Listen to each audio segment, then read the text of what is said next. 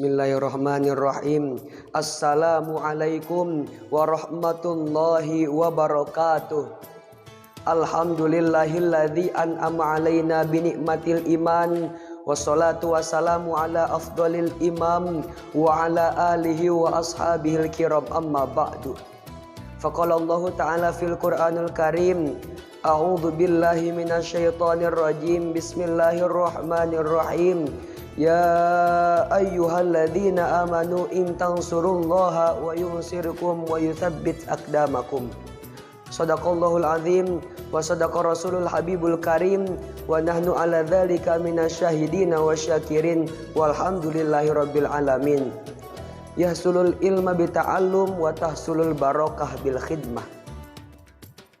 Puji dan syukur mari kita panjatkan kepada Allah yang Maha Ghafur, yang mana beliau telah memberikan beribu-ribu, berjuta-juta kenikmatan kepada kita, yakni diantaranya kita bisa berdiri, kita bisa duduk, kita bisa hidup pada zaman sekarang ini, pada waktu sekarang ini, yaitu pada bulan suci Ramadan.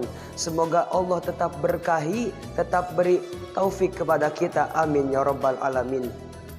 Salawat beserta salam semoga tercurah limpahkan kepada baginda alam, the best of the best, leader of leadernya, di habibana wa nabiyana wa rasulana wa maulana Muhammad sallallahu alaihi wasallam. Hadirin wal hadirat dimanapun berada yang saya hormati, semoga Allah muliakan.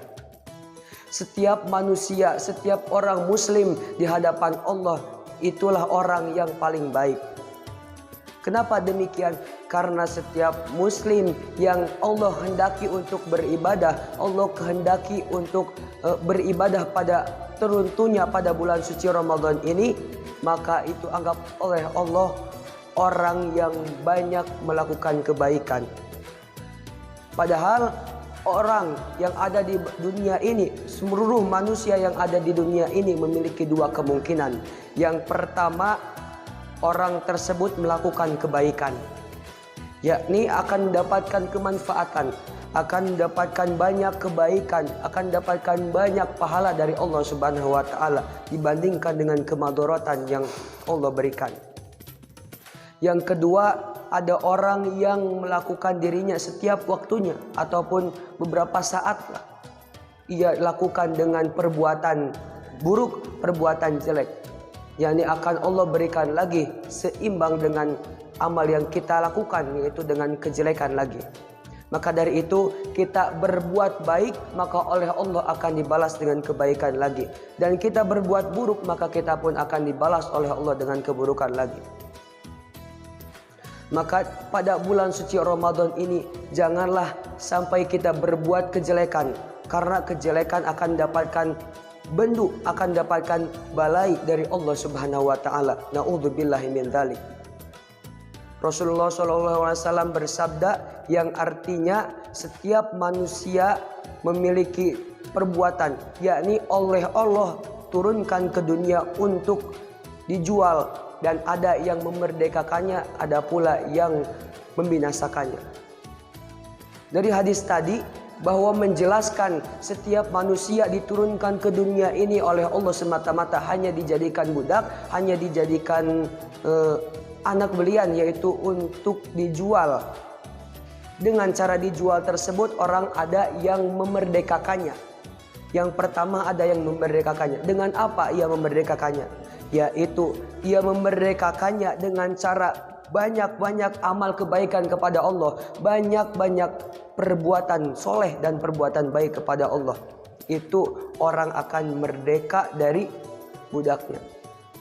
Ada lagi orang yang dijual lalu membinasakannya, yakni orang yang menjual dirinya atau membuat dirinya binasa, yaitu dengan cara berbuat dosa, berbanyak dosa kepada Allah Subhanahu wa taala.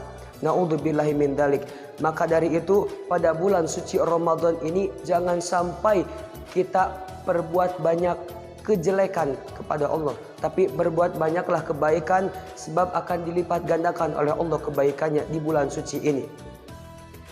Dan perbanyaklah berkhidmah kepada Allah Subhanahu wa taala, karena khidmah menurut bahasa Arab yang artinya yaitu pengabdian. Pengabdian diri kita. Adapun tujuan kita berkhidmah yaitu untuk memenuhi kebutuhan orang yang kita khidmahi. Memenuhi kebutuhan orang yang kita khidmahi. Siapa orang yang kita khidmahi? Ada dua macam orang yang kita khidmahi. Yang pertama yaitu kategori dari khidmah umum, yaitu khidmah kepada masyarakat dan negara. Khidmah kepada masyarakat dan negara bisa kita lakukan di kapanpun harinya. Contohnya pada bulan suci Ramadan ini kita menjadi amil zakat. Contoh, kita menjadi amil zakat. Itu merupakan cara atau bukti pengabdian diri kita kepada masyarakat sekitar. Contohnya kepada desa ataupun di provinsinya menjadi amil zakat. Itu merupakan bukti pengabdian kita kepada masyarakat. Itu khidmah umum. Yang kedua khidmah khusus, yaitu khidmah pengabdian diri kita kepada agama Allah Subhanahu wa taala, yaitu pengabdian kepada guru, pengabdian kepada pesantren, dan pengabdian kepada lembaga lainnya, pengajian ataupun dan lain sebagainya. Contohnya ketika kita melihat ada sebuah lembaga pesantren yang mana pesantren tersebut sedang membangun pesantren, maka kita memberikan sumbangan sodakohnya. Itu merupakan ciri atau contoh kita untuk berkhidmah kepada pesantren. Begitu pula kepada agama Allah Subhanahu wa taala. Lalu kepada guru, kita mengabdi kepada guru. Guru menyuruh kita lalu kita laksanakan. Tanpa perantara harus laksanakan, karena itu merupakan khidmah agama Allah Subhanahu wa taala. Adapun ketika kita khidmah maupun khidmah umum atau khidmah khusus, tentunya di hati kita, di diri kita harus dilandasi dengan 3 perkara. Yang pertama yaitu hati kita harus ikhlas. Tentunya keikhlasan itu tanpa menunggu atau tanpa meminta perantara atau imbalan dari orang yang kita khidmahi. Yang kedua, rasa rela berkorban untuk berkhidmah. Dan yang ketiga yaitu tawadu. Tawadu ketika apa? Yaitu tawadu ketika orang yang kita khidmahi atau orang lain yang melihat kita berkhidmah kepada seseorang memuji kita, maka kita harus tawadu, dalam artian jangan sampai menyombongkan diri. Maka dari itu, hadirin yang dirahmati Allah, adakah manfaat atau hasil dari pengabdian tersebut? Tentu ada. Yang pertama, kata Allah, semua perbaikannya, semua apa yang ia milikinya akan dipenuhi oleh Allah Subhanahu wa taala. Sebagaimana Allah berfirman dalam Al-Qur'an surah Muhammad ayat 7. A'udzu billahi minasy syaithanir rajim. Bismillahirrahmanirrahim. Ya ayyuhalladzina amanu in tansurullaha wa yansurukum wa yuthabbit aqdamakum. Al-ayah, shadaqallahul adzim. Hai orang-orang yang beriman, ketika kamu menolong agama Allah, maka Allah akan menolong kepada kamu dengan cara meninggikan kedudukanmu. Berdasarkan firman Allah tadi, ketika kita memberikan pertolongan kepada agama Allah, yaitu dengan cara berkhidmah, maka Allah pun akan membalas lagi kepada kita dengan pertolongan yang baik. Maka janganlah sampai menyia-nyiakan ketika ada peluang untuk kita memberikan pertolongan kepada agama Allah. Yang kedua, manfaat atau yang kita dapatkan ketika kita berkhidmah, yaitu akan mendapatkan barokah. Sebagaimana para kaul ulama menyatakan, yasulul ilma bita'alum wa tahsulul barokah bil khidmah. Hasilnya ilmu karena belajar, dan hasilnya barokah karena berkhidmah. Maka dari itu ketika kita mendapatkan ilmu, maka semata-mata ilmu itu tidak langsung yang kita miliki, tapi ada proses, yaitu prosesnya kita mencari ilmu atau thalabul ilmi.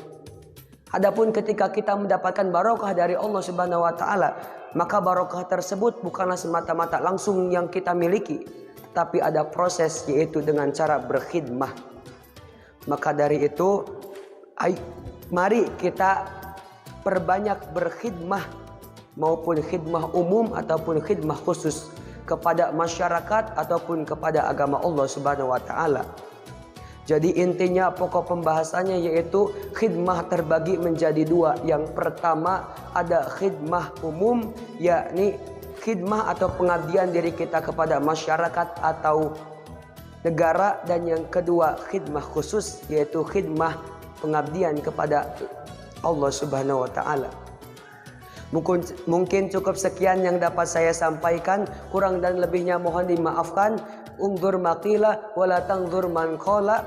Wassalamualaikum warahmatullahi wabarakatuh.